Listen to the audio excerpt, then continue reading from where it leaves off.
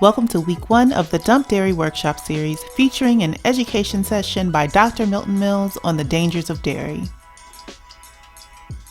Join us for the first ever National Afro-Vegan Conference taking place virtually on July 25th. Register for free today.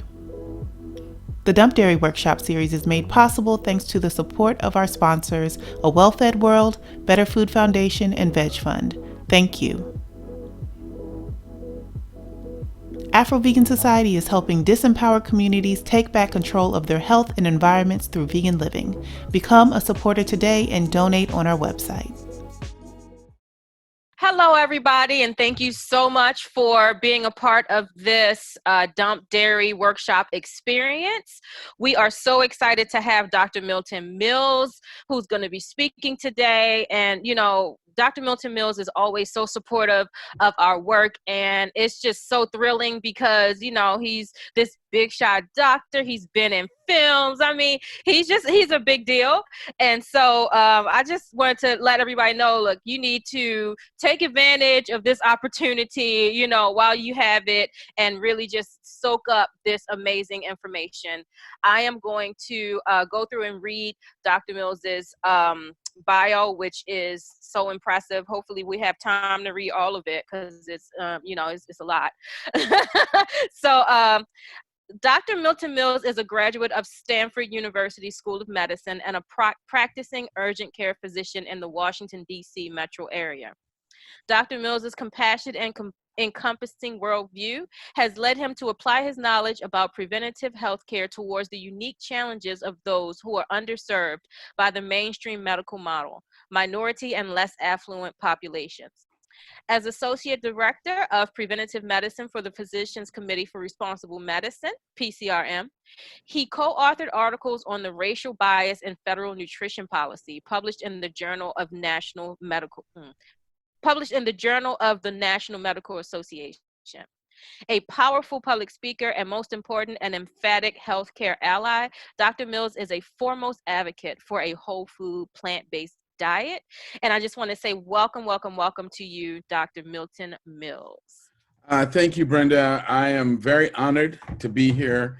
And I will say the part of the provenance of those that two-part paper on racial bias in the U.S. dietary guidelines came from my experience in the clinic with African-American patients and other patients of color who were having all kinds of gastrointestinal distress because they were consuming dairy products.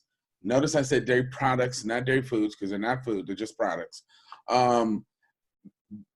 Because the U.S. dietary guidelines told them they needed to. And that was absolutely misinformation. It's a form of institutional racism. And that's why PCRM decided that we needed to do those papers and get that information out there. And a lot has changed since those papers were published in terms of the emphasis of dairy in the dietary guidelines, but we still have a long way to go in terms of helping people understand just how unhealthy dairy products are and how inappropriate they are for any human being, but especially for people of color. So I am, again, honored to have been asked to participate, and I am very happy to be here and a part of your event. So, ladies and gentlemen, again, the title of today's lecture is Are Dairy Products Necessary for Human Health? And I'll give you a spoiler alert. The answer is no. But let's go ahead and get started with our presentation.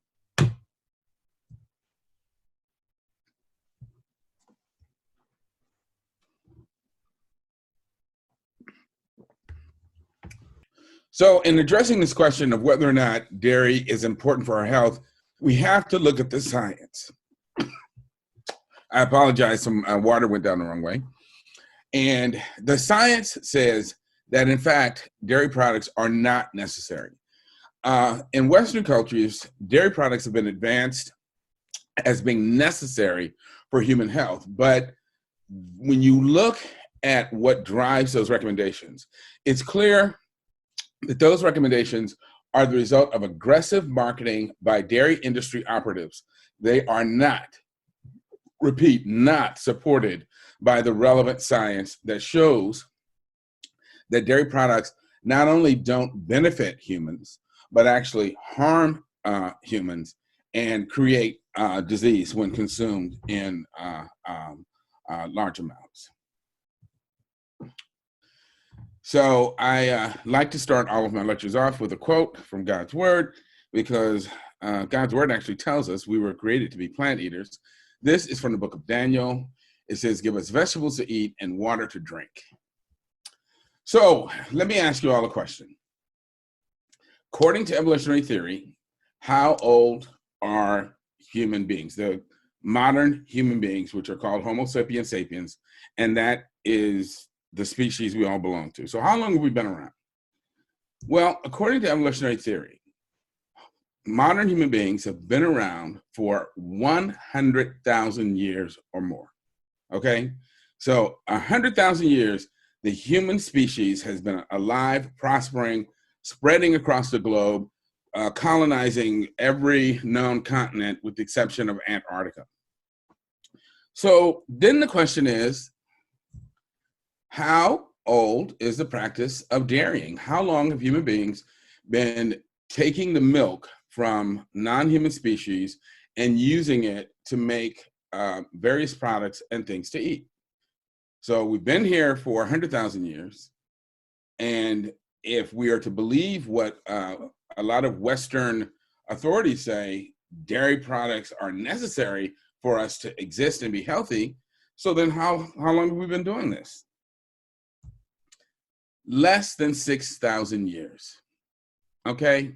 So that in and of itself tells you that dairy products are not necessary for a human being to live, be healthy, reproduce, and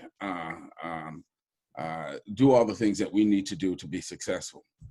And that's why I make the point that if dairy products were so essential, how did the human species survive and prosper for more than 94,000 years without them? Well, it's because they are not essential, and they are not necessary for our health. This is a picture from a dairy farm, and you've just seen some little words pop up. I want you to be aware that what you are looking at is feces that is all over these unfortunate cows' bodies. And as you can see, they are on the milking machines themselves. They are on these animals' udders. And that is just to point out to you that all dairy products, all dairy milk, dairy products are contaminated with feces and a number of other pathogenic substances. This stuff is not healthy for a variety of reasons.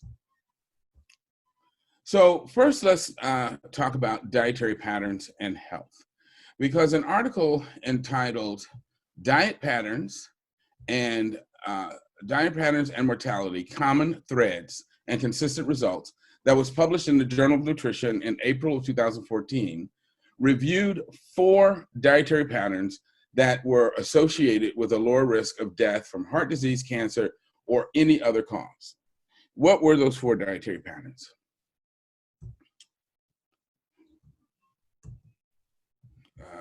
Hold on one second.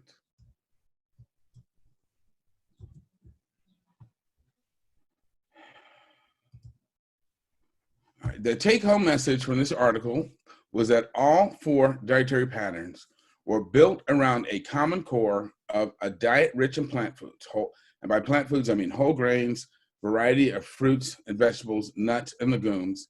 And this was supported by very extensive scientific evidence that has been collected over the last 80 plus years. Blue Zone research shows that worldwide, those populations consuming a primarily or entirely plant-based diet are the ones who have the lowest risk for chronic disease, dementia, mood behavior disorders, and also have the greatest longevity. So what is a blue zone? How is it defined? Well, these researchers looked at populations around the globe that were known for having a large proportion of their members reach their 80s, 90s, and even into their 100, become centenarians or live past the age of 100. And they asked the question, is there any commonality amongst these populations that could account for the fact that they live to such great age and have such a low risk for chronic disease? And what they found was the common thing amongst these blue zone groups were that they were eating a diet that was primarily plant foods, or in some cases entirely plant foods.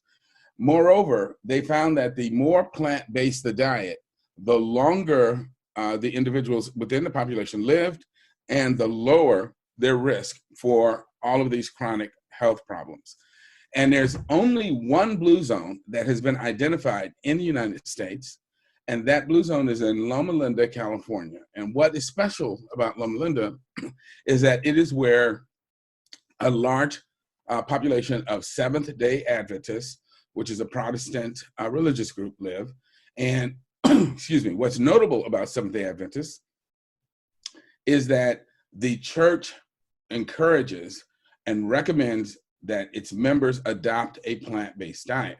And that is done because the church teaches what the Bible teaches, and that is that God designed human beings to be plant eaters. So there's a very strong emphasis on people adopting this plant-based diet for their health and their spiritual well-being.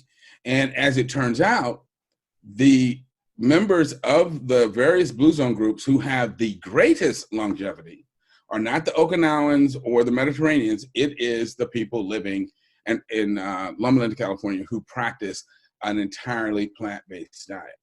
Now, let me just say parenthetically that the Seventh-day Adventist Church, from its very inception, which it started around the mid-1800s, was very vocal and very proactive about embracing people of African descent and making a place for them within the denomination itself. So unlike the Methodists, which spun off the African Methodist Church because they really didn't want Black people as part of their main congregation, Seventh-day Adventists not only embraced and accepted Black people, they were very vocal and active and abolitionists, took a very anti-slavery stance, and created a university dedicated to educating Black people in Alabama, Huntsville, Alabama, called Oakwood College. And you may have heard of Oakwood recently because Little Richard, who just passed away, had gone to Oakwood College as a young adult. And in fact, he was buried on the Oakwood College campus within the last week. Well, I was invited to Huntsville a little over a year ago to do a program, and I met a number of people who told me that within the Black Seventh-day Adventist population in the Huntsville area, they have many, many people who also live well into their 90s and into their hundreds. And so I think that, in fact, we actually have a second Black blue zone in Huntsville, Alabama, that simply has not been recognized. But again, that's not surprising because people often, unfortunately, overlook things pertaining to people of African descent. But it's really important going forward to document and identify this as a second blue zone in the United States, because it points out what the recent Adventist II Health study showed, and that is that African Americans who adhere to a plant-based diet live longer, have less heart disease, strokes, cancer, diabetes, and less dementia, and live much longer and more productive lives. And so, as I said, the only blue zone that currently has been identified is the one in Loma Linda, but there is likely a second one, a second Black blue zone, if you will, in the Alabama area. But the Adventist Health Study showed that those Seventh-day Adventists who were plant-based, the men live an average of 10 years longer than the average American male, and the women live an average of 6.5 years longer. Now, that's an average, so that means a lot of people do much better than that. And the only reason women don't get as much of a benefit as men is simply because women already outlive men by a significant number of years. So there's just there's not as much room for improvement.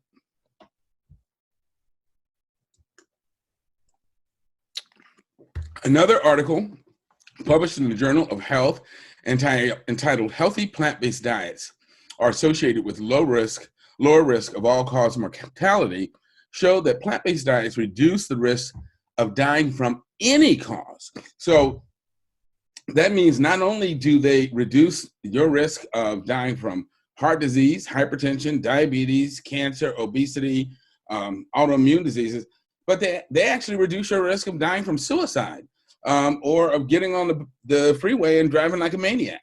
What was important about these diets is that they contained no dairy products whatsoever. Plant-based diets have been consistently shown in medical research over the last 60 to 80 plus years to decrease the risk for all of the chronic diseases that normally account for the greatest amount of mortality and morbidity or disease in Americans and other Westerners. So again, that includes heart disease, cancer, hypertension, stroke, diabetes, autoimmune diseases, and obesity.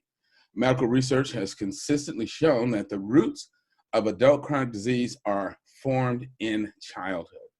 And that's why it's not only important what we eat as adults, it's also important what we feed to our children. Studies show that children-fed diets high in red meat, animal protein, and dairy products are at a significantly increased risk for developing heart disease and hormone-related cancers such as prostate, breast cancer, testicular cancer, ovarian, and so forth as adults. And they can end up with triple the risk for colon cancer as long as 65 years after exposure. So we really have to think about what we are doing to our children and what sort of health risk we are bequeathing to them by what we feed them. These studies also show that if children become obese as kids, that they tend to carry that obesity into their adult lives and remain obese throughout their lives. And autopsy studies have shown that when they look at children who are sadly, unfortunately, say killed as a result of a motor vehicle accident or some other process, when they do autopsy studies on these children, they can already find the beginnings of what are called arterial streaks, which are deposition of fat and cholesterol in the arteries that are signs of early heart disease. So again, the point that I can't stress enough is that heart disease and risk for cancer and other chronic health problems actually start in childhood based on what children are being fed and encouraged or allowed to eat.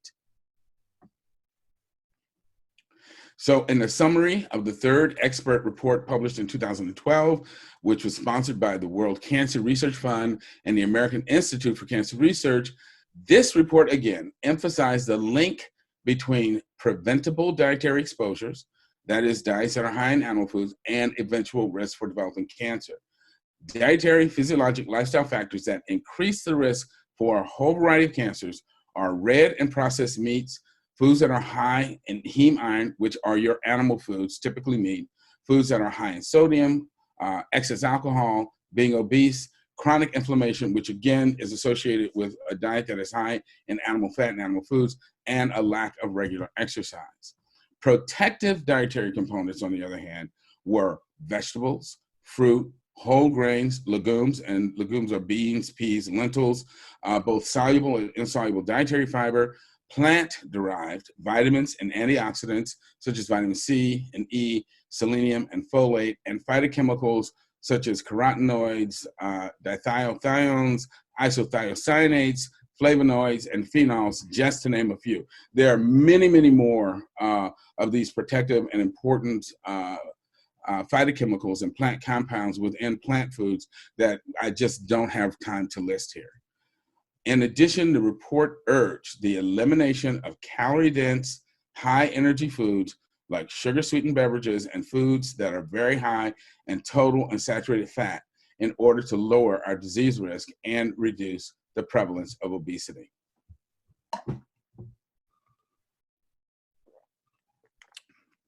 So I want to just kind of sort of slow down here and talk about milk, because in Western countries, we have been brought up to believe, we have been taught to believe that it is normal and natural to consume the products of female mammal breast tissue throughout our lives. And nothing, I repeat, nothing could be further from the truth. It is important to understand that milks are a special type of food that is designed by nature for infants of a particular species. And so what I want you to see from this chart I put up here is that the milks of the carnivores, which are in orange, versus the two plant eaters down at the bottom, are very different in terms of their composition. And that's because these infant mammals face very different issues as they're growing.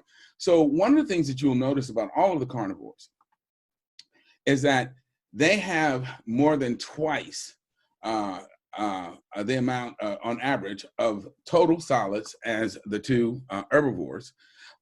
They tend to be much higher in fat, 2, 3, and up to 10 times in the case of the polar bear, more fat than you would find in either cow's milk or human milk.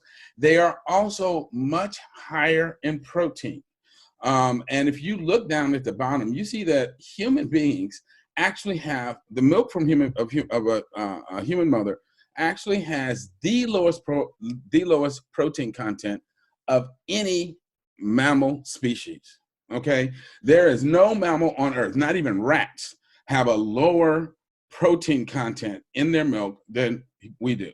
And that may strike people as puzzling because we've all been misled into thinking that protein is the most important nutrient, and it's, the more protein you get, the better. And again, nothing could be further from the truth, and we're going to talk about that later within this talk. What I need you to understand is that proteins and the amino acids in proteins are building blocks. They're the things that our body takes in, disassembles, and then reassembles into the tissues that make up our bodies. Well, if you're not building a body very fast, then you don't need a lot of protein. The reason the carnivores have such high protein content in their milks is because if you've ever seen a baby carnivore, they are born at a very small, tiny, immature stage in their development. And they have to grow very fast, within over the first weeks to year of their life in order to put on weight and become active and so forth. And because they're growing so fast, they need a lot more building blocks. They also need more energy, which is why they tend to have much more fat than the plant eaters. But the other interesting thing is, look at the amount of sugar. Lactose is the sugar that's in milk. And look at the sugar content of all of these species. And what you see is that humans, as opposed to the much larger animals, and have the highest sugar content per 100 mLs of their milk. Well, why is that? It's because the brain only uses sugar for its metabolism. And because human babies have proportionately a much larger brain than any of these other animals, they need more sugar in their milk to nourish and supply their brain. And that means that if you, for instance, are raising anyone who raises a human baby and feeds them cow's milk, they are, in a sense, partially starving that baby's brain of the sugar that it needs for its energy metabolism.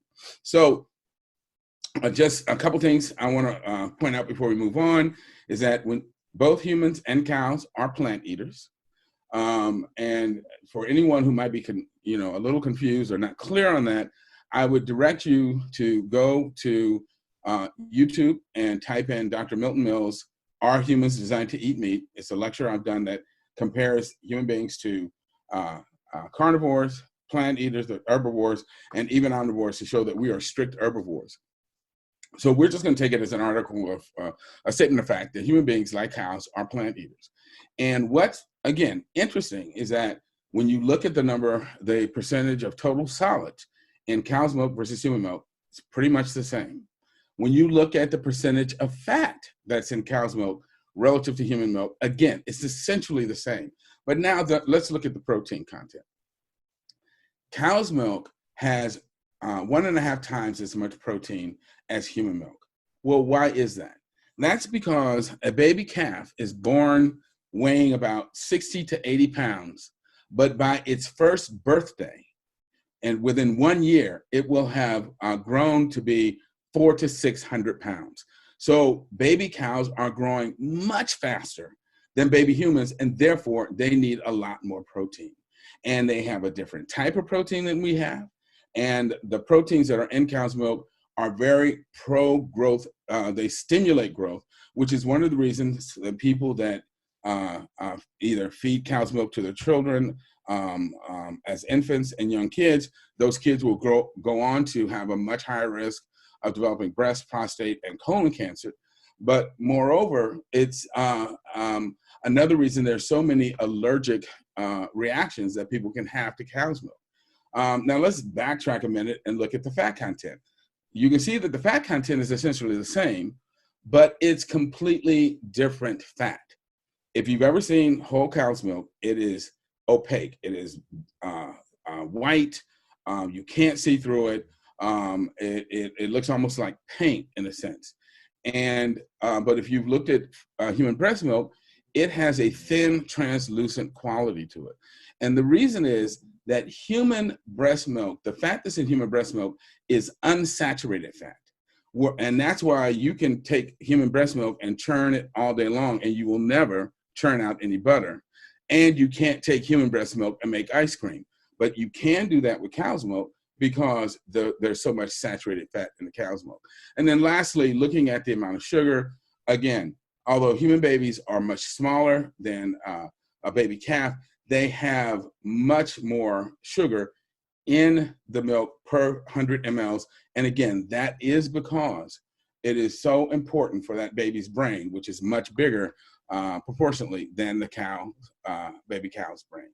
So to just kind of recap, mammalian milks are species-specific materials that serve as endocrine signaling systems. In other words, they are designed to stimulate that those wolf puppies or those black bear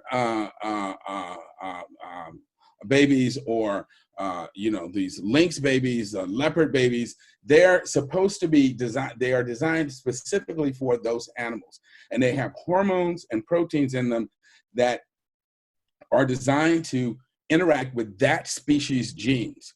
And so it is never appropriate for one species to consume the milk of another because it is not healthy.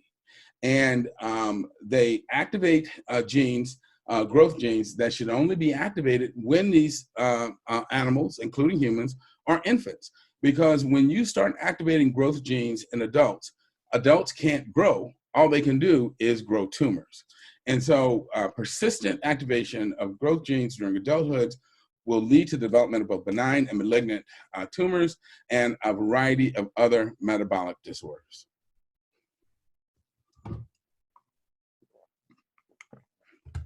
So I just want to touch on this point because I've worked with a number of athletes who had been told, oh, you should eat dairy and drink milk because it's good for your muscles.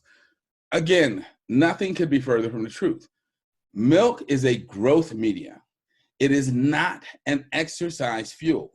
When you look at Mother Nature, which we can consider to be the longest ongoing experiment in world's history, during the time period that mammalian infants are exclusively breastfeeding, meaning they're not eating any other food, just their mother's milk, they are not moving or running around. They are typically resting and throughout the day, like this baby fawn.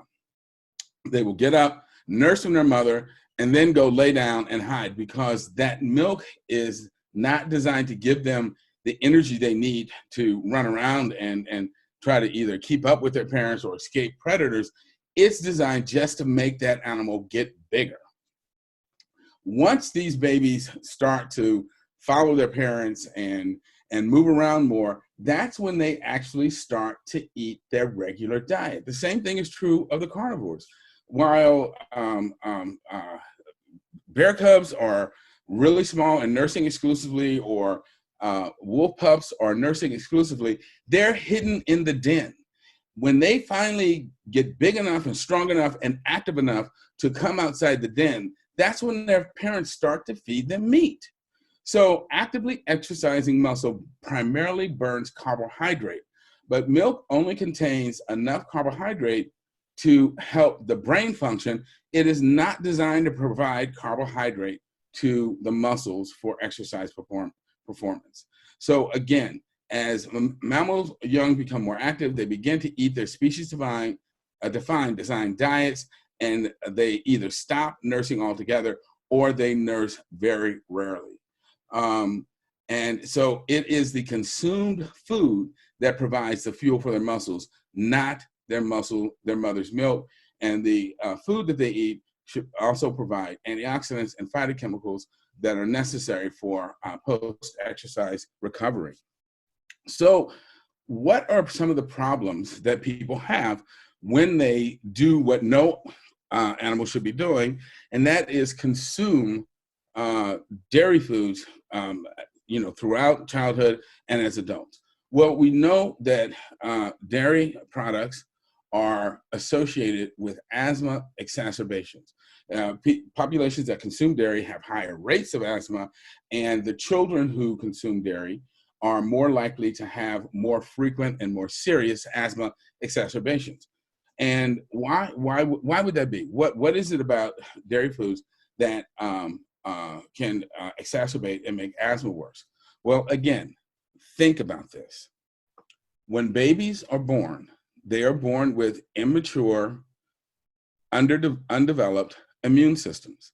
And part of what their mother's milk is designed to do is not only stimulate their growth, but also stimulate their immune system.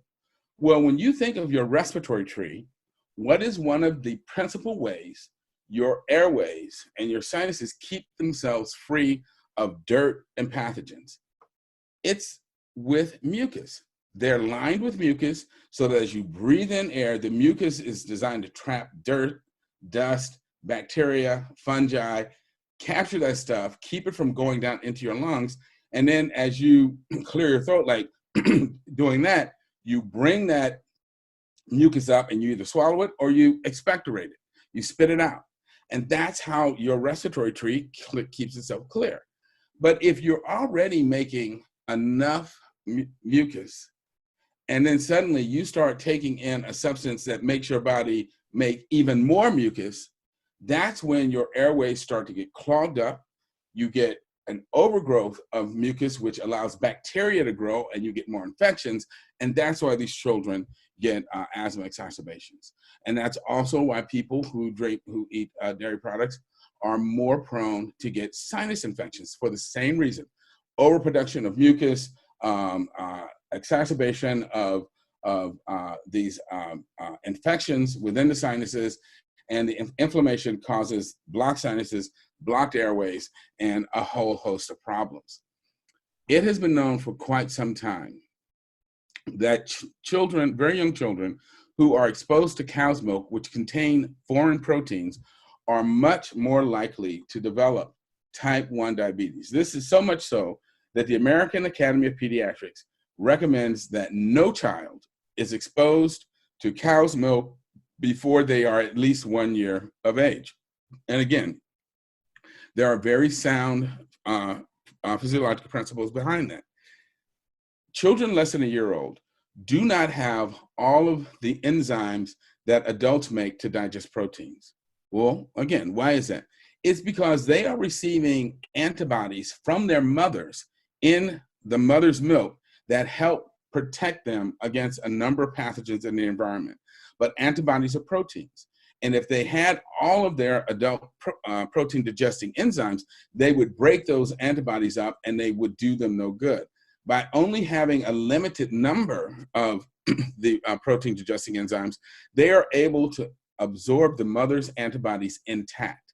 But what that means is that babies do something that adults don't do. They break proteins up into fragments and they absorb the fragments. For adult humans, we can only absorb individual amino acids. But when these babies absorb fragments of these foreign proteins from cows, specifically a protein called BSA, bovine serum albumin, in susceptible individuals, and individuals with a certain genetic background, their body will make antibodies against those BSA fragments that can then cross-react or attack proteins on the surface of the beta cells or insulin-producing cells in their pancreas. And so in these susceptible kids, they make these antibodies. These antibodies then attack and kill their insulin-producing cells, and they end up with no ability to produce insulin at all. And that is what type 1 diabetes is. And the risk for this goes down markedly after a child is more than a year old. But importantly, it doesn't go to zero, because we've seen the development of type 1 diabetes, which is an autoimmune disease, in children as old as 8, 9, 10, 11, 12. And actually, it has occurred in a few individuals in their late teens. So again, no child should be exposed to cow's milk for any reason. It is unhealthy. It is not necessary. Acne is a major consequence of eating dairy products because of the overstimulation of inflammation, and it causes the body to produce a lot of excess oil, and this leads to clogging of the hair follicles in the skin, which again results in acne. And studies have shown that when teenagers eliminate dairy from their diet, their acne will resolve and go away. And then there's what's called cow's milk allergy, cow's milk protein allergy. And that can cause rashes in these children. It can cause constipation that leads to gastrointestinal distress. And it can also cause bleeding inside the child's digestive tract that will lead to anemia. Now, you may or may not have seen these commercials for this new dairy product called A2 milk, where they talk about what's special about the A2 milk is that they've removed some of the proteins that tend to cause these allergies in not only children, but adults. And they tout it as though, oh, this is a big, wonderful thing because we've taken out some of these proteins that will cause your immune system to flare up and attack itself. Well, ladies and gentlemen, should you be drinking that crap at all? And the answer is, of course not. I mean, if I told you I have something here that I've got to put it through some special process so that it won't make you sick and kill you, I mean, why would you ever want to touch that stuff? There is no benefit and all sorts of downsides, and it's best to leave it alone. Well, here's the big question, right? Well, doctor, but what about my bones? My bones. I got to take milk because I need it for my bones, right? No, you don't. The reason dairy products, again, are recommended and pushed in Western countries is allegedly because of their calcium content. And that's what this Far Side cartoon is meant to sort of illustrate. This is the boneless chicken ranch. These chickens have no bones, and so they're just splayed out on the ground. And the idea is, well, you don't want to end up with weak bones so that you end up like these birds unable to walk. Well, the fact of the matter is that aggressive marketing by the dairy industry suggests that the best way to protect our bones is by consuming dairy products on a regular basis. But these claims, I cannot emphasize enough, are not based on science. They are pure marketing. Dairy calcium, or calcium from dairy foods, has never, ever been shown to decrease the risk for sclerosis. And in fact, all of the research shows exactly the opposite, that the more dairy products a society or a person consumes, the more likely they are to have not only osteoporosis, but bones so weak they end up with hip fractures and other fractures. The Harvard Nurses Health Study showed that the women who drank the most milk had the highest risk for hip fracture. And there was another study that was published within the last several months that again showed the same thing. More dairy products, more milk equals weaker bones and more fractures.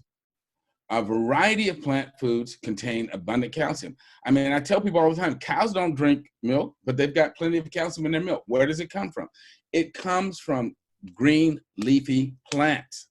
And I put this picture up here of various animals with antlers because antlers are made out of solid bone. And these male deer, elk, and moose grow their antlers over a period of 3 to maybe 4 months.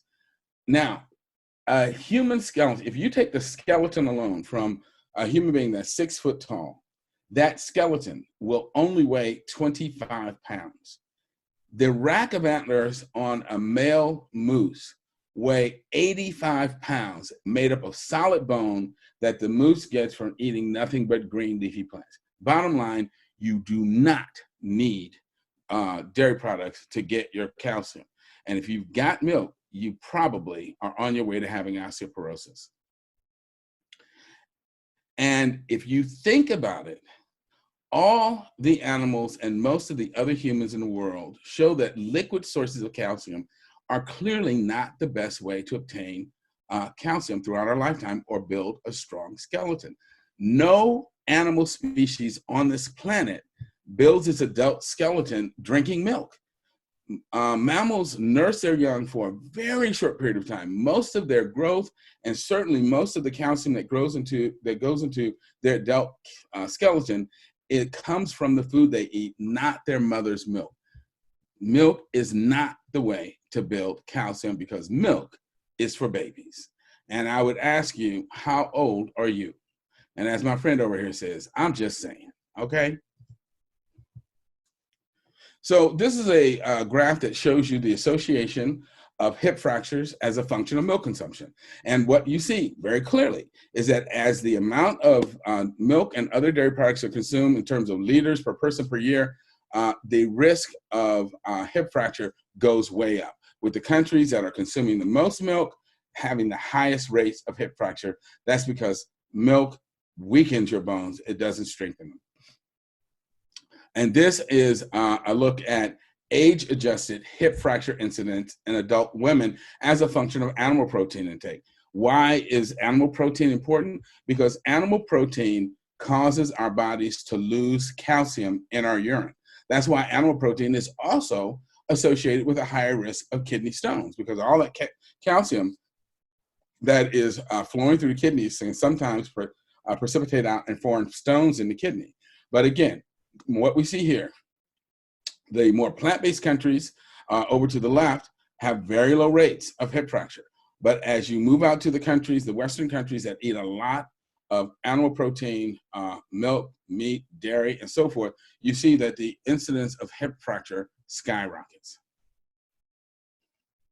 And it's really important to understand that the human body, and actually cannot store protein. So I don't care how much protein you eat, if you eat nothing but protein in a 24-hour period, your body's only going to use a very small amount of that protein for tissue replacement, tissue building, unless you've been in some giant car accident or had a major crush injury.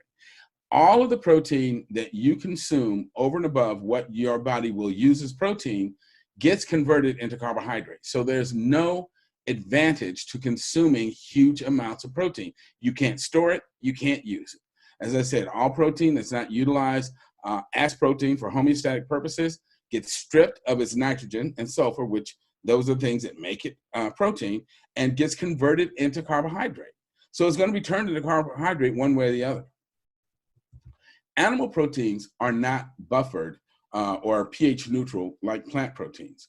And therefore, when the sulfur that's in these animal proteins gets stripped off, it gets metabolized to an acid called sulfurous acid, not sulfuric, and it's not that strong, but it is sulfurous acid. And in the process of getting rid of that excess acid, our kidneys lose the ability to recover calcium from filtrate that becomes urine, and the calcium ends up being lost in the urine, and our body then has to dissolve our bones to keep our calcium level within the normal range. And over a lifetime, that can result in enough calcium loss that you end up with porous, weak bones and hip fractures.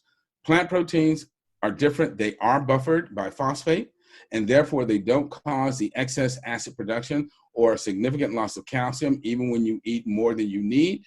And they have not been shown to increase risk for developing osteoporosis. And plant-based women have been shown to have stronger bones and a lower risk for osteoporosis both before and after menopause when compared to women who eat meat. And so now we're going to have a short video.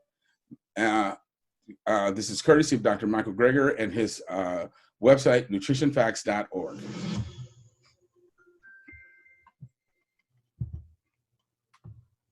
Milk is touted to build strong bones, but a compilation of all the best studies found no association between milk consumption and hip fracture risk, so drinking milk as an adult may not help bones.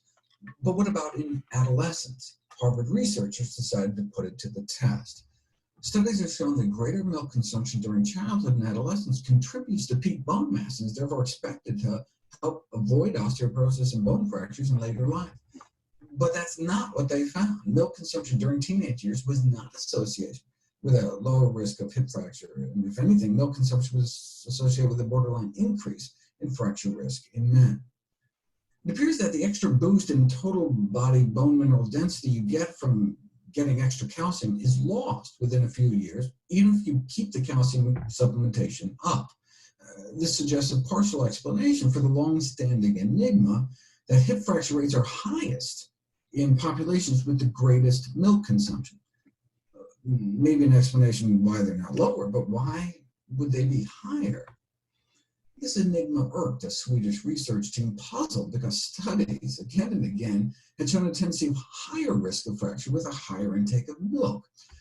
Well, there is a rare birth defect called galactosemia where babies are born without the enzymes needed to detoxify the galactose found in milk. So they end up with elevated levels of galactose in their blood, which can cause bone loss, even as kids.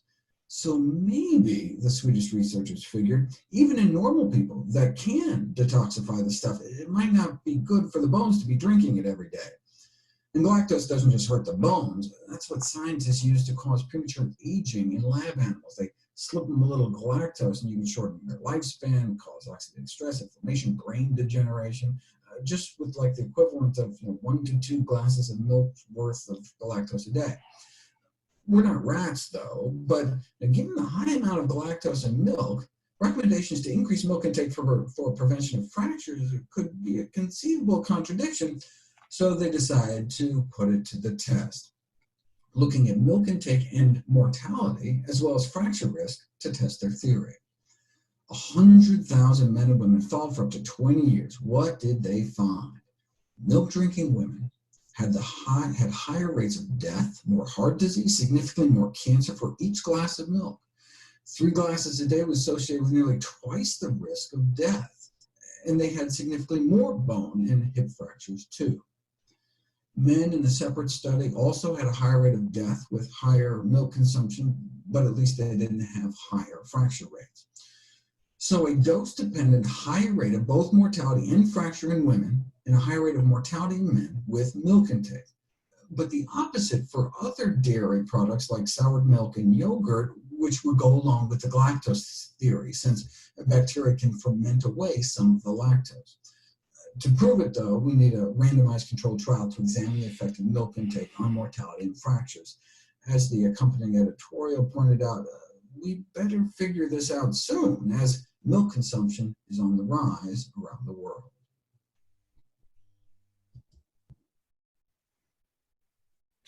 All right. So again, milk is bad news. And again, it is not meant for adult mammals or adult humans. Well, let's look at milk consumption and type 1 diabetes. As I told you, I explained the mechanism behind the development of type 1 diabetes. And if that mechanism was true and valid, then we would expect to see that the countries that consume the most milk or dairy products would have the highest rates of type 1 diabetes. And that is exactly what the research shows. As you can see from this graph, the more liters per capita a country consumes, the higher the rates of type 1 diabetes. I'm chuckling because the person in the White House doesn't understand what per capita means, but that's a different issue, and we'll leave that alone. This shows the consumption of cow's milk and another autoimmune disease, multiple sclerosis. And again, the link between the consumption of milk and dairy products has long been known. And again, this shows that in the countries that consume the most milk and dairy products, they have the highest rates of multiple sclerosis. So what actually is in cow's milk? It's a bunch of stuff you do not need. Number one, they're hormones. Many people don't realize that in order for a cow to give milk, she's got to be pregnant and deliver a baby the same way human women, a human woman who's not pregnant or doesn't have a child, her breasts don't make milk. But when she gets pregnant and she gets ready to deliver that baby, her breasts enlarge and they start producing milk. Same thing is true for all mammalian females. But what that means is that her body and her milk is flooded with estrogens, progesterones, cortisol, and another hormones. But for the dairy industry, or cows that are produced through the dairy industry, it's even worse because they give these poor animals a lot of synthetic hormones to boost not only their growth rate, but also the amount of milk that they make so that they can obviously get a bigger profit margin by selling more milk.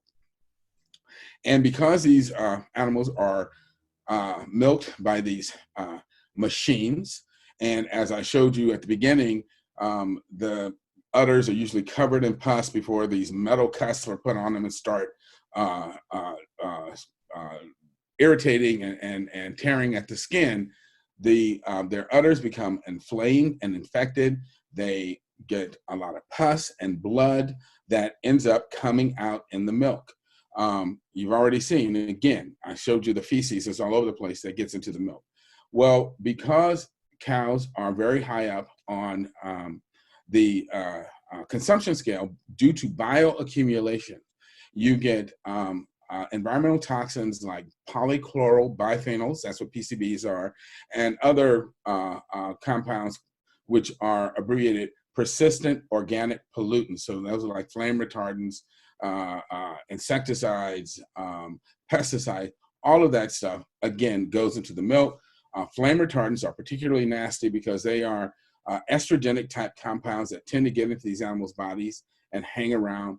Pesticide residues, to try and combat the disease, they feed these animals and flood their feed with antibiotics, which again comes out in the milk and start to produce resistant bacteria. And of course, there are the bovine or cow proteins themselves, which are unnatural and not normal for us to be consuming, and that can create allergies and all sorts of other problems when they are consumed by humans. So studies have shown that in a typical glass of milk, you have up to 135 million pus cells, you have blood, you have feces.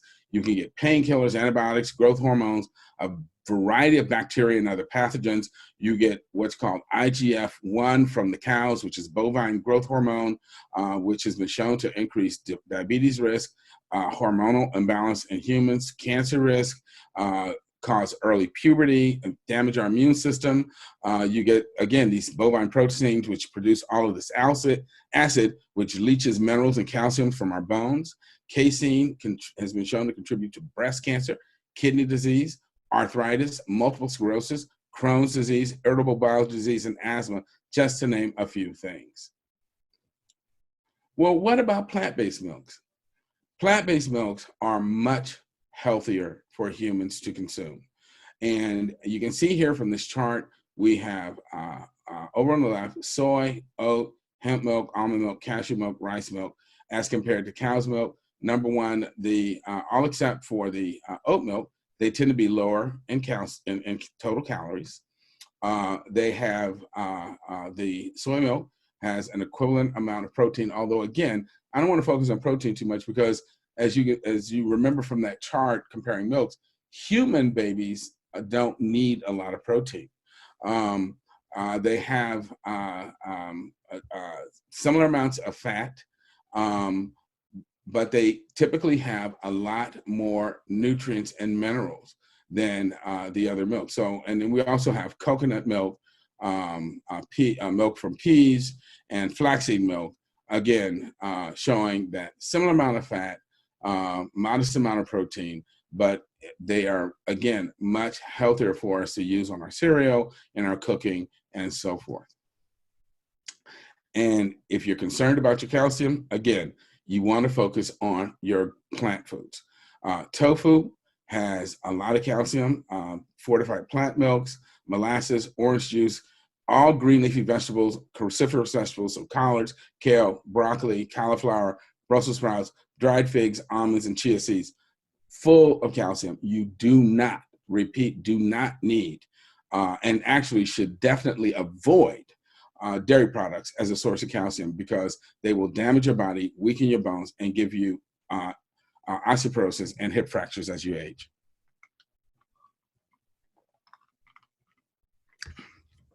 Well, this shows you the prevalence of lactose intolerance, or what's more properly called lactase non-persistence, worldwide. And the fact of the matter is that the majority of human beings around the world, about 75% of the humans that live on this planet, do not retain the ability to digest lactose throughout their lifetimes.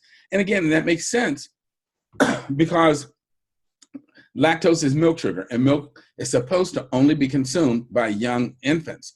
And lactose is what's called a disaccharide. It's two single sugar molecules that are joined together.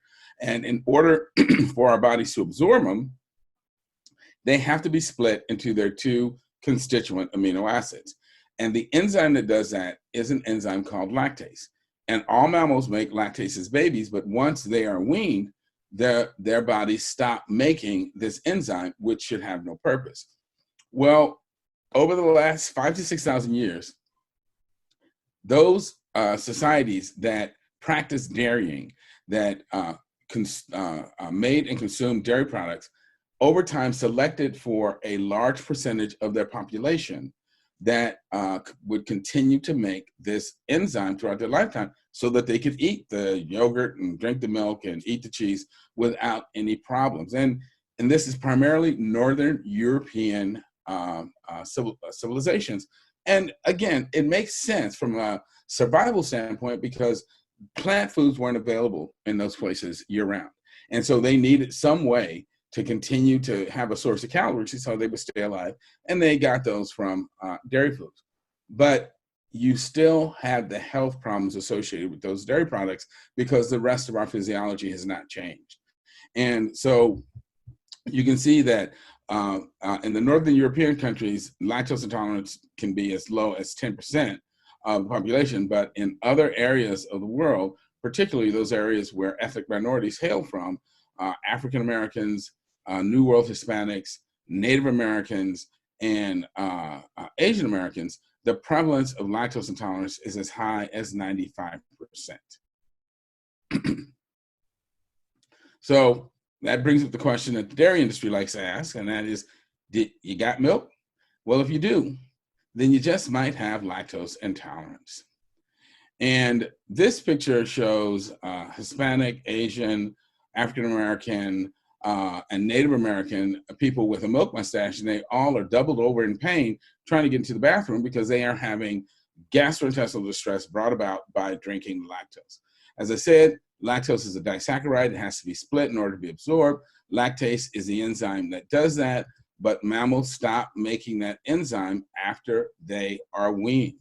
And so the symptoms of lactose intolerance are bloating, cramping, gas, diarrhea, and nausea.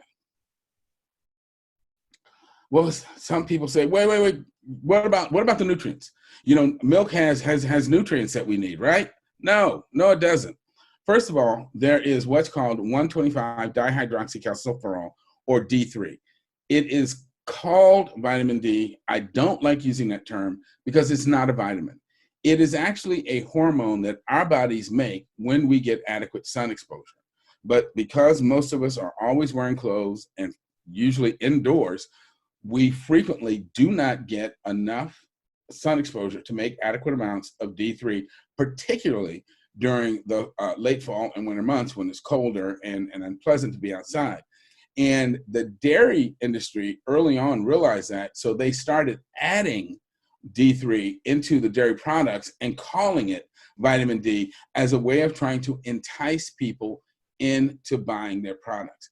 But the thing that I want you to really get from this is that, number one, it's D3 is not normally found in dairy products, it's added. And instead of adding it into something that's loaded with fat, pus, feces, and saturated fat, you can just take a D3 supplement and that would be much healthier for you. Well, yes, there is phosphorus in milk, but there's a lot more in plant foods. Same thing with magnesium, much more magnesium found in a variety of plant foods. You do not need D3. We've already talked about the abundant calcium that's in green leafy vegetables. There's a lot of zinc that is in a variety of different plant foods. And of course, there is animal protein in the dairy foods, but not in plant foods. And you don't need the animal protein because it causes ill health. So I tell people all the time, drinking milk for the nutrients it contains is like inhaling cigarette smoke because it has oxygen. It's not a good idea. Well, let's spend a minute talking about why is protein important, because of course, American and Western media and agribusiness always talks about protein, protein, protein, as though it is the only thing we need to eat. Well, proteins are important because our bodies are made up of proteins. Proteins, or the amino acids more correctly, that make up proteins, are literally the building blocks of our bodies and tissues. And what's so amazing about proteins is that they are very versatile compounds, and they can make something as different as the contractile proteins in muscles to the a hormone like insulin that helps regulate our blood sugar, or antibodies that protect us against infection, hemoglobin that helps transport iron. In spiders, they make up spider silk, and then the retina, they make up the receptor rhodopsin that actually helps us literally see, and that captures light photons. So proteins are wonderful compounds that we need, but we only need them in defined amounts depending on what phase of our life we're in. And so I love this cartoon. It says, no meat at all. Are you sure he's getting enough protein? Because he's only eating leaves. Well, leaves are full of protein. So as I said before, human tissues are made up of different types of proteins, and you can have something as different as the clear cornea that allows light to pass into our retina, the iris muscles that contract and control the amount of protein of light that gets in, the white sclera that forms a tough covering of our eyeballs, or the hair in our eyelashes, or the cartilage on our nose, or the skin that covers our body, all made up of protein.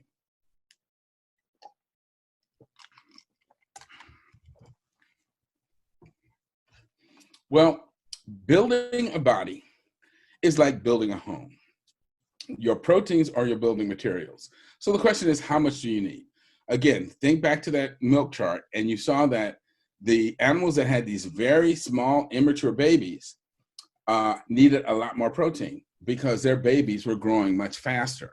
So if you think of it like a blank site where homes are going to be built, how much building materials you need depends on how fast you're putting up those houses. If you're going to be putting up a bunch of houses in a very short time, you need a lot of building material. So this brings up our first principle, and that is you want to deliver building materials or proteins at the rate they're being utilized. So if an animal is growing very fast, it needs a lot of protein. But for humans, which we are the slowest growing animal on the face of the earth, no other animal takes 18 to 20 years to reach adulthood, other than humans, then the rate of delivery of proteins for humans, we don't need a lot of protein because we're not growing very fast. And once your body is built, once you become an adult, your need for these building materials is markedly reduced. And it's, again, like building a house. Once the house is nearing completion, you don't need a semi-truck bringing in, you know, a huge load of lumber and bricks and pipes and plaster every single day, because you can no longer use that. Your house is already built. Therefore, you need much less building materials. Well, what happens if you continue to deliver building materials that you can't use? Well, just like this site here, you end up with a big pile of rubble. And in biological sense, a pile of rubble is a tumor. So that's why people end up with these lipomas all over their bodies. They end up with skin tags. Women end up with fibroids and tumors in their uterus and in their breast. They get fibrocystic disease. Men end up with a prostate that's the size of New Jersey. We end up with skin tags and moles everywhere. You can end up with polyps and other tumors on your larynx. These are all caused by eating too much proteins. Or in a worst case, you end up with what I call bizarre additions, which are actual cancers, such as that liver cancer, kidney cancer, and colon cancer. This is a result of eating too much animal protein, and breast cancer, which is telling your body to do something it shouldn't be trying to do, and that is grow. And as a result, it ends up forming tumors. So we've seen that animal protein has been linked to a number of health problems, including heart disease, a variety of cancers, including prostate, breast, colon, and pancreas, diabetes, osteoporosis, prion diseases like mad cow disease, dementia, such as Alzheimer's and other dementias, high blood pressure, stroke, acceleration of kidney disease and kidney failure, kidney stones, and dysentery and other foodborne illnesses. It's also a potent cancer promoter in non-nursing humans, and putrefaction of animal protein in the human colon releases toxins that can worsen ADHD, depression, and other mood and behavior disorders. The amino acid composition of animal protein raises blood levels of something called homocysteine, which attacks our bones, weakens them, also attacks our blood vessels, and can lead to heart disease, stroke, Alzheimer's disease, and osteoporosis. Well, clearly, wrong signals can lead to absolute disaster. And if I were to ask you, what is the normal diet for all of these animals? You would all say plants, right? So then at what point in these animals do they eat animal protein? If their natural diet is plant foods, is there ever a time in their life when they eat animal protein? And the answer is yes, only when they are nursing infants during their rapid growth phase. And that's because animal protein is a growth stimulant in a plant-eating animals. When a plant-eating animal sees animal protein, their body interprets that as a signal to try and grow. But unfortunately, these wrong signals in adult mammals lead to abnormal growth and poor health, because we should only be exposed to animal protein in our infancy. It's a growth signal. If we're constantly exposed to this animal protein during adulthood, they turn on these cancer-causing genes called oncogenes that stimulate abnormal cell growth that can lead to these benign tumors we saw, or actually lead to frank cancer. And some people say, well, wait a minute, I'm a bodybuilder. I want my muscles to get bigger. No, what you want is for your muscles to hypertrophy. That is, increase in size. You don't want them trying to grow, because that will cause cancer. And when we look at the history of nutrition research, we see that Western nutrition researchers got everything backwards and completely wrong. Because when they looked at animal protein and plant proteins, they saw that there were differences between them. And they therefore concluded that plant-based diets had to be similar in composition to animal food-containing diets to be considered as good as meat and dairy-containing diets. But again, that is completely backwards, because the aggregate research shows that the plant-based diets are the best diets for humans. Common myths and misperceptions that still exist are that you can't get adequate protein on a plant-based or vegan diet. Tell that to an elephant and see how far you get with that. That plant proteins are not complete proteins. Let me just emphasize really strongly, all plant proteins are complete. They have all the amino acids you need. There's no such thing as an incomplete plant protein. Some people think animal protein is a better quality protein. Why do they think that? They think that because animal proteins have higher levels of what are called essential amino acids.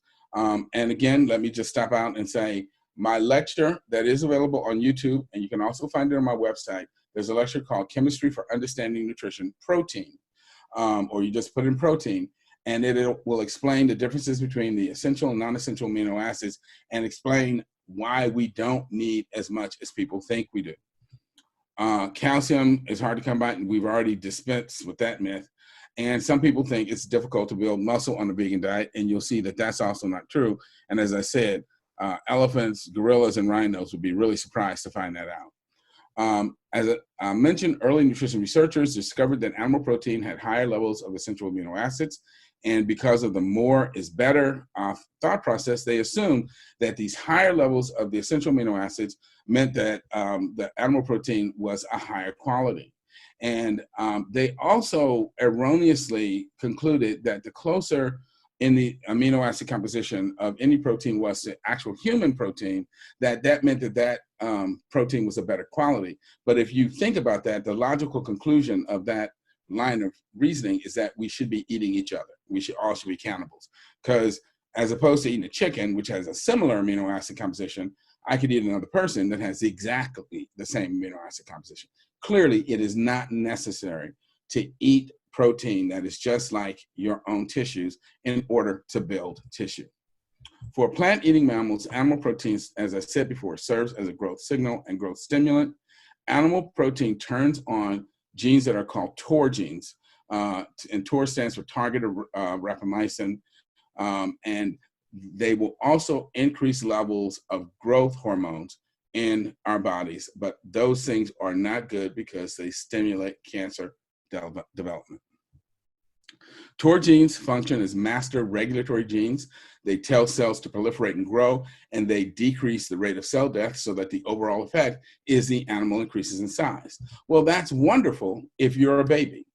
You want to build more cells, keep them all living so that you will get bigger.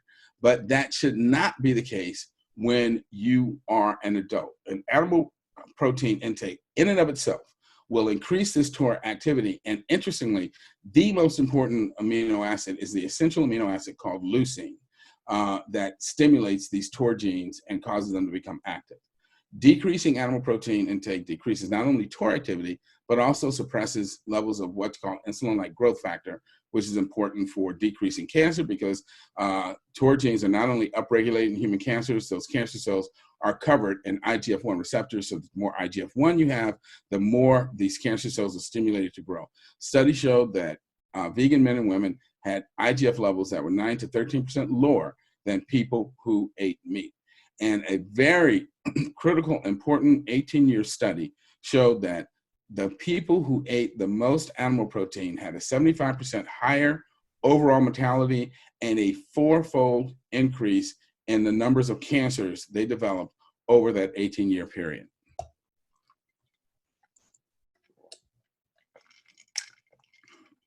Now, this chart shows you the differences in leucine content in plant foods and in animal tissues. And remember, leucine is the amino acid that turns on those TOR genes and it causes them to become active. Well, what you see is that the plant foods have enough leucine to keep you healthy, but not so much that they turn on the cancer genes. Animal protein, as I said before, increases not only TOR expression, but IGF-1 levels.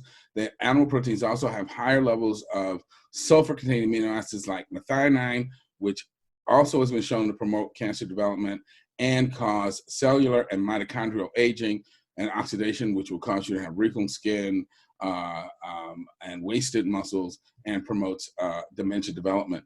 Animal protein accelerates kidney damage, increases diabetes, heart disease, peripheral vascular disease, inflammation, and bone loss. So it should be avoided. A lot of times I hear people complain, saying, oh, I'm afraid of soy because it has phytoestrogens. Ladies and gentlemen, those are plant estrogens. They don't act like real estrogen. But guess what does have real estrogen? Both meat and dairy products. In 1979, there was an epidemic of breast enlargement in Italian children that they traced back to the use of synthetic estrogens and anabolic hormones that were being fed to these farm animals to make them grow faster. Well, the European Union did the sensible thing and banned the use of those drugs in their food supply. And they also ended up having to ban importing meat from the United States. Why? Because United States farmers still use these horrible products. American agribusiness continues to use synthetic estrogens and anabolic growth promoters such as Zeranol, which is a brand name Ralgo Magnum. Zeranol is designed to persist in these animals' tissues so that it will continue to stimulate them to increase in size, and it has been found in the muscle tissue of these animals after slaughter. It is as potent in its estrogenic properties as estrogen or estradiol itself, and it's also as potent as a synthetic hormone called DES, which was banned 30 years ago because it caused reproductive cancers in women and in their daughters. This is a quote from nutritionfacts.org. It says, in the absence of effective federal regulation, the meat industry uses hundreds of animal feed additives, such as these hormones, with little or no concern about the carcinogenic and other toxic effect of these dietary additives. If you look at the amount of estrogen in a glass of milk, you see that you can have as much as 176 nanograms and also up to 78 nanograms of cortisol. And again, that is biologically active hormones. And so what that means is that over the lifetime of a Western woman, her estrogen exposure is 4 times greater than a woman growing up in rural China, and therefore her breast cancer risk and rate are over 5 times as great as a woman in rural China. So women in the West consuming a high-fat animal food diet often have their first period much earlier and menopause later than women in rural China, and that means that their total estrogen exposure is much greater over their lifetime. A recent study of 53,000 North American women conducted over an 8-year period that has been published in the International Journal of Epidemiology showed a marked increase in breast cancer risk associated with milk consumption. Consuming as little as 1/4 to 1/3 a cup of dairy milk per day was associated with an increased risk of breast cancer of 30% relative to women who don't drink milk or eat dairy products. But if you increase that milk consumption to 1 cup per day, the risk of breast cancer went up by 50%. And for women drinking 2 to 3 cups per day, they actually increase their risk by up to 80%. Dairy product consumption is also the leading risk factor for prostate cancer because of the hormones and the growth promoting proteins. Harvard health professional studies showed that men who drank more than 2 servings of milk per day had a 60% increase of prostate cancer. Exposure to both natural and synthetic hormones in these dairy products increased production of that growth hormone IGF-1, and IGF-1 levels have been linked to increasing risk for breast, prostate, testicular, uterine, and ovarian cancer. And the lactose that's in the dairy products has also been linked to a higher risk for pancreatic, ovarian, and testicular cancer. Animal protein, as we already covered, increases IGF-1 levels, and that will then increase both endogenous and this is in addition to the endogenous and exogenous hormones, synthetic hormones in the meat. Research shows that IGF-1 increases insulin resistance, which makes you more prone to develop diabetes or makes your diabetes more difficult to control. IGF-1 levels, as we've already discussed, increase the risk for a number of cancer, and it will increase the risk for heart disease, make your high blood pressure worse, and increase your risk for stroke. In men, IGF-1 can act on the testes, boosting hormone levels, increasing the risk for benign prostatic hypertrophy, which makes your prostate grow to an enormous size, makes it difficult to pee, and also increases the risk for prostate cancer. And in men with prostate cancer, they've been shown to have elevated IGF-1 levels. Like poor Mr. Rosenberg here says, well, Mr. Rosenberg, your lab results look pretty good, although might suggest your testosterone level is just a little bit too high. And this is our second video from Michael Greger's nutritionfacts.org. In previous videos, we've had a look at the link between the consumption of dairy products and cancer, and in particular, ovarian, liver, prostate, colon cancer. We've also seen the possible relationship between dairy and autoimmune diseases, dairy, asthma and rheumatoid arthritis, and the possible link between milk and multiple sclerosis, to name just a few. To watch those videos, check the description below. But what else are we not being told about when it comes to the consumption of dairy products and our health? Let's hear now from Dr. Michael Greger of nutritionfacts.org as he reveals some more disturbing truths about dairy. The number one source of calcium in the American diet is dairy products. The number one source of artery-clogging saturated fat, however, in the American diet is not beef, it's dairy products. Number one allergen in the food supply as well. So yes, cow's milk represents a substantial source of calcium, but it all depends on what baggage you want with your calcium. The kind of bonus you get with dairy is the saturated butterfat and lactose and cholesterol and antibiotics, pesticides, pus, and manure. And if you're skeptical, when scientists test pasteurization protocols, they actually have to take the manure into account. Heat and activation of milk contaminated with infected feces. To account for what happens naturally in the dairy industry, high concentrations of feces from infected cows were used to contaminate milk just to test their pasteurization protocols. There was even a pus study last year in the Journal of Dairy Science, kind of to ask the age-old question, can you taste the pus? Well, the United States has the highest allowable pus cell concentration in the world, can allow 300 million pus cells per tall frosty glass. Now, the industry, however, has always argued that it doesn't matter how infected and inflamed the udders of dairy cows are because of pasteurization, right? It's cooked pus, so there's no food safety risk. But what this study did was, well, can you taste the difference? That is important to industry. And so they made two vats of cheese, one with U.S. milk and one conforming to the more stringent European standards. And the now with less pus cheese evidently tasted significantly better, at least according to this study. And speaking of pus, yes, zits. New Harvard study found so much significantly more acne in milk drinkers that it led a top dermatology journal to editorialize for what they call a no dairy diet, reducing dairy for anyone with acne to 0 because of the hormone content in milk. There's no such thing as hormone-free, milk, meat, or eggs. All animals produce testosterone and estrogen, and those steroids are deposited in their flesh and fluids. Harvard nurses studied those eating dairy double their risk of having a heart attack. Or feed your kid lots of dairy and triple their risk of colorectal cancer 65 years later. So these were children that were fed dairy as kids 65 years later had triple the colorectal cancer risk compared to those that didn't have dairy as children. More dairy, more prostate cancer. More dairy, more testicular cancer. More dairy, more Parkinson's disease. Every single study ever done on Parkinson's and dairy consumption found increased risk of Parkinson's for those eating dairy. Thank you so much for watching. If you liked the video, please give it a thumbs up, leave a comment below and subscribe for more upcoming videos.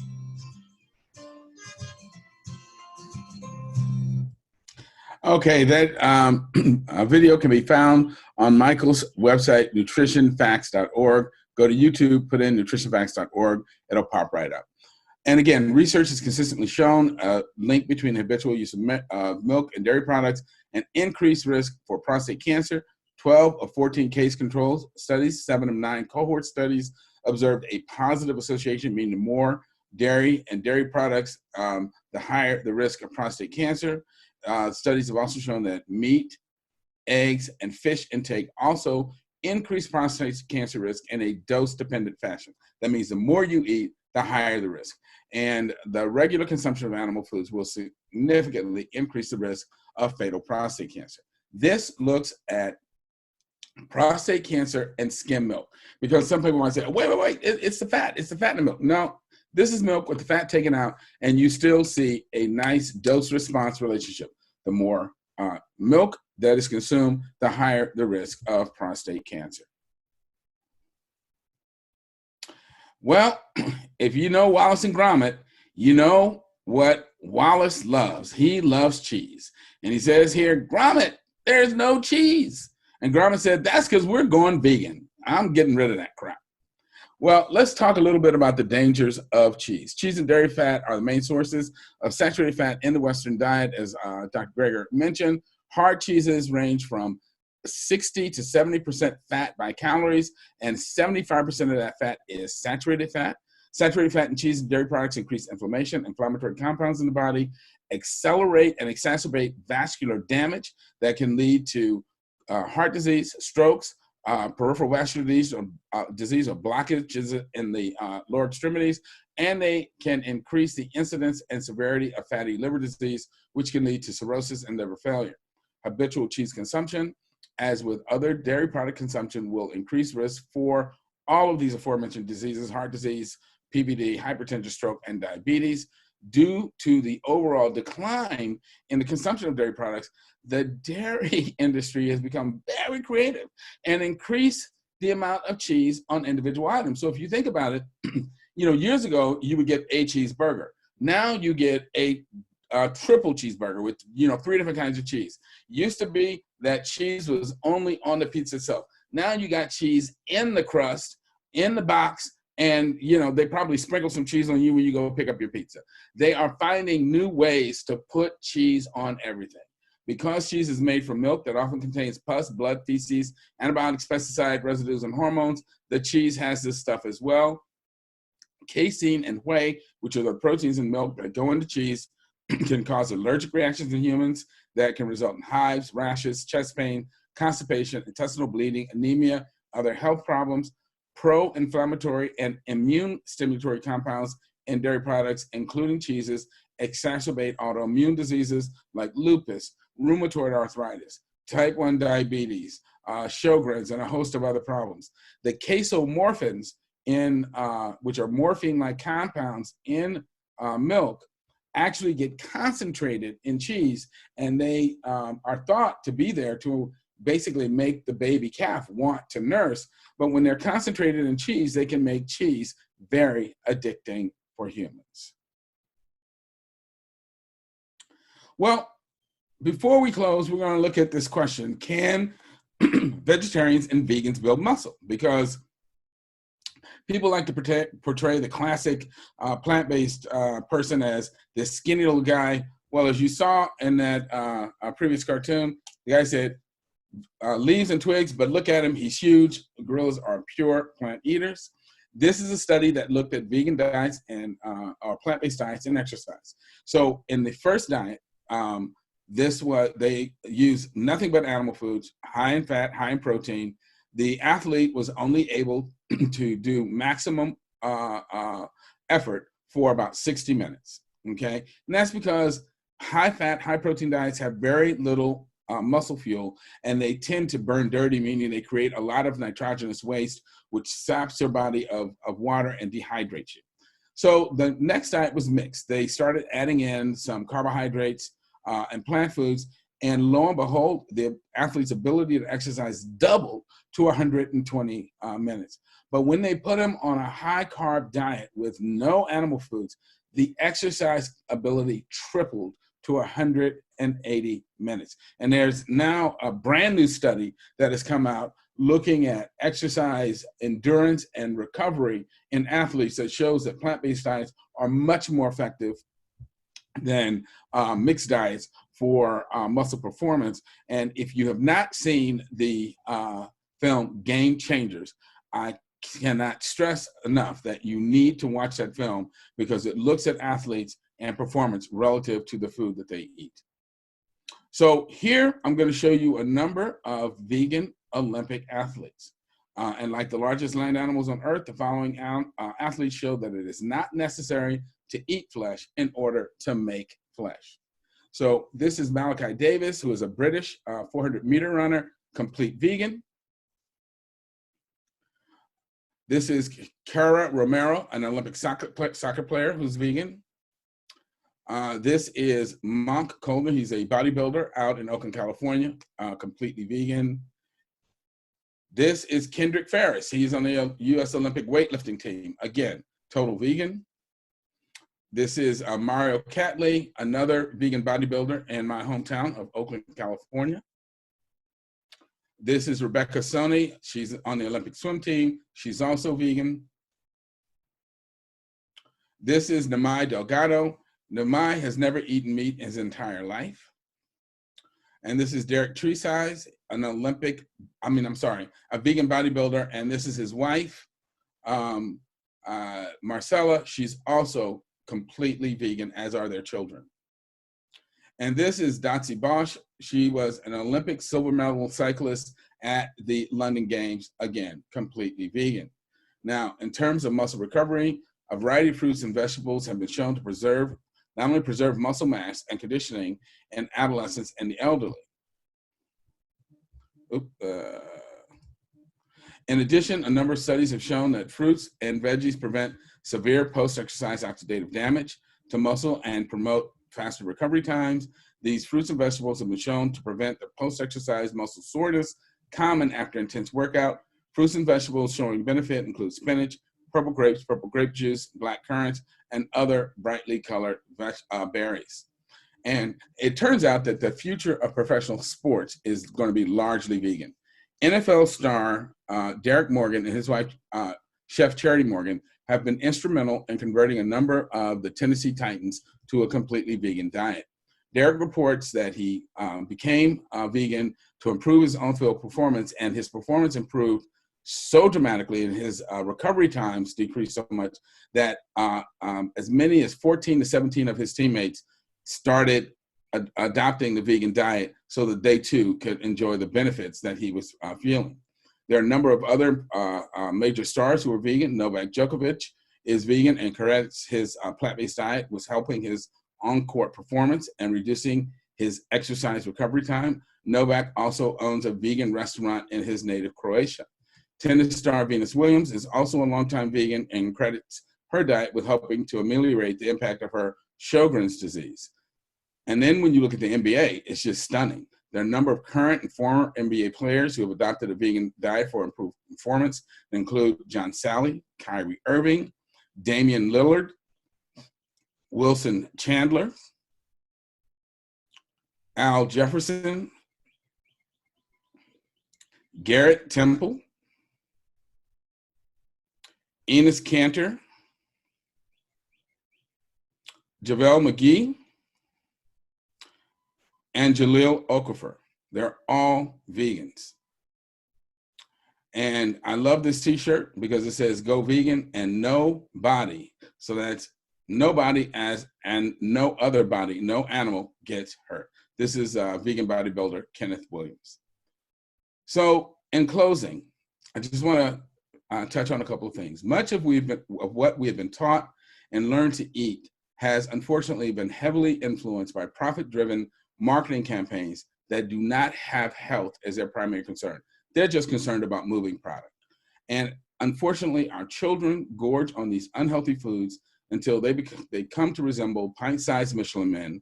And then the adults in their lives throw their hands up in despair when they and we develop asthma, obesity, diabetes, constipation, depression, and other chronic ailments.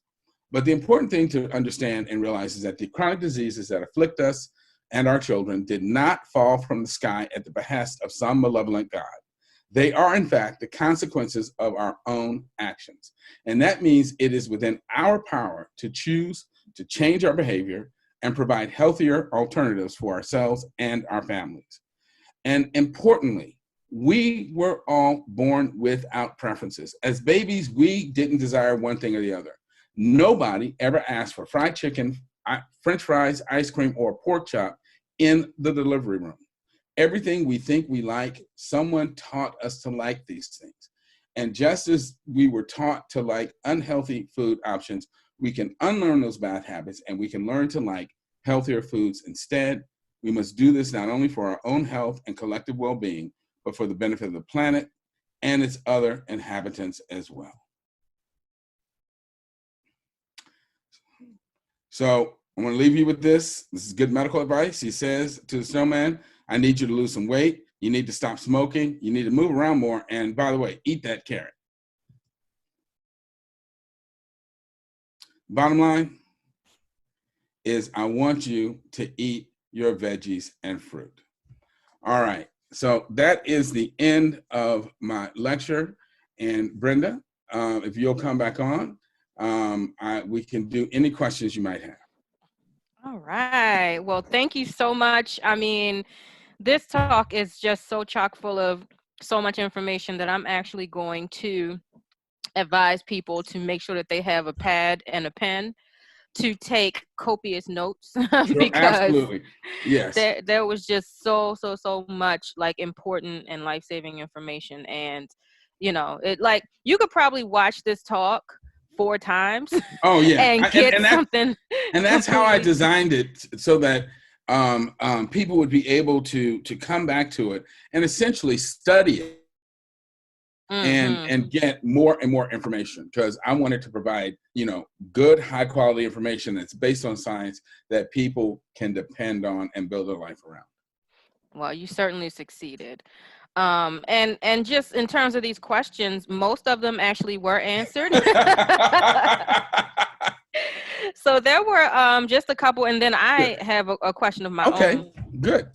Which is, so this information I feel like must be available to other medical professionals.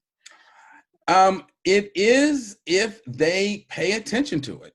It's, I mean, Brenda, human beings are contrary creatures. I mean, 2 women or 2 men will be friends. One will get into a relationship with someone who turns out to be a complete jerk. They break up, and then you turn around and their friend is dating the other person, even though they know, what's in store for them. We just don't pay attention to things that we don't want to believe. And as they say, denial ain't just a river in Egypt. People always find reasons to try to convince themselves that, well, this is not true. And the reason is because I'm telling you, animal foods are addictive. Just as I talked about the casomorphins in the cheese and other dairy products. I remember when I first thought about going plant-based, and I remember thinking, I can't do it because I can't live without meat. I gotta have me a hamburger. And I thank God, almost every day that He delivered me from that, because once I broke that habit and got away from it, I realized that wasn't something I needed. That was addiction. And it was even more powerful addiction than people who are addicted to alcohol or, whatever drug you want to name. Because we really get in our minds, I have to have this. And it's simply habit and addiction. And I'm telling you, I've been plant-based for over 40 years. I was a teenager when I went plant-based. Not only don't I miss it, when I smell people cooking meat, it smells like exactly what it is now to me, and it smells offensive. It smells like dead, rotting tissue, because people are literally cooking a corpse, and it's disgusting, and I have no desire for it, no attraction to it, don't miss it, and I'm horrified that I actually ate it for 16 years of my life, but. I got deliverance, and I'm thankful. So yeah, it is just an issue of addiction, but we don't need it. And the sooner we get away from it, the better. And there's a little meme going around the internet where I tell people that if someone needed a blood transfusion, I wouldn't give them cow's blood, because it's not made for humans. And that's the same reason we don't need to be drinking cow's milk. It's not made for humans. Nor is it made for adults. That is good stuff. Wow. Can I use that? Absolutely. Okay. Of course. I'll give you credit for it, though. No problem.